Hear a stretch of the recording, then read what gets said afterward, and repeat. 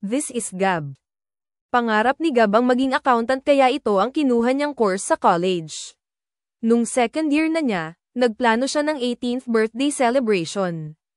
Mag-i-18 din yung isang kaibigan niya so nagplano silang sabay mag-celebrate at invited ang barkada. Dinner and drinks ang plano nilang gawin.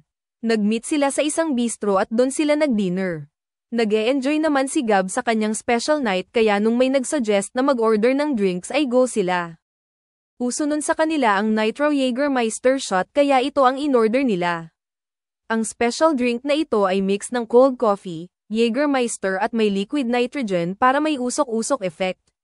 Pinanood nila ang mixologist mag-mix ng drink and then nilagay sa glasses. Pagka-serve ng drinks, natameme sila sa presentation ng mga drinks and since umuusok pa, tinanong ni Gab ang waiter kung pwede na ba inumin. Nag-okay naman si waiter. Nang tikman ni Gab ang drink, disappointed siya sa lasa dahil di niya type ang anise flavor.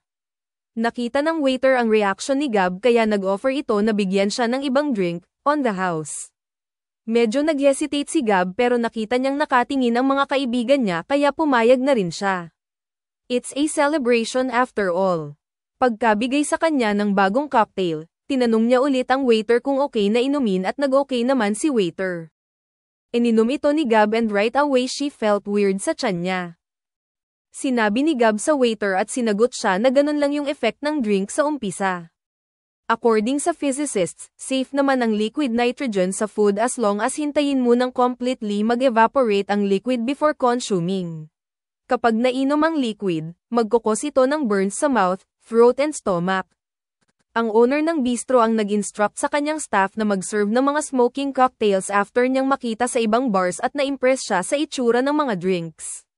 Unfortunately, hindi nila sineryoso ang dangers ng liquid nitrogen at dapat may proper handling ang pag-serve nito.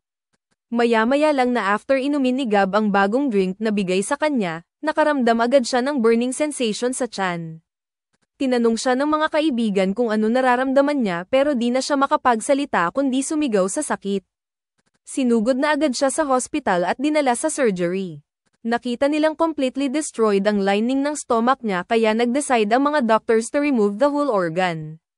Dinugtong nila ang esophagus sa small bowel para lang masave ang buhay ni Gab. 2 years after the incident, nag-iba na ang buhay ni Gab. Di na niya ma-enjoy ang pagkain. Di na siya makaramdam ng gutom. Bland liquid food lang ang pagkain na allowed sa kanya at vitamin injections araw-araw para sa nutrients na kailangan ng katawan niya. Walang nakulong dito. Nagbayad lang ng multa ang bistro.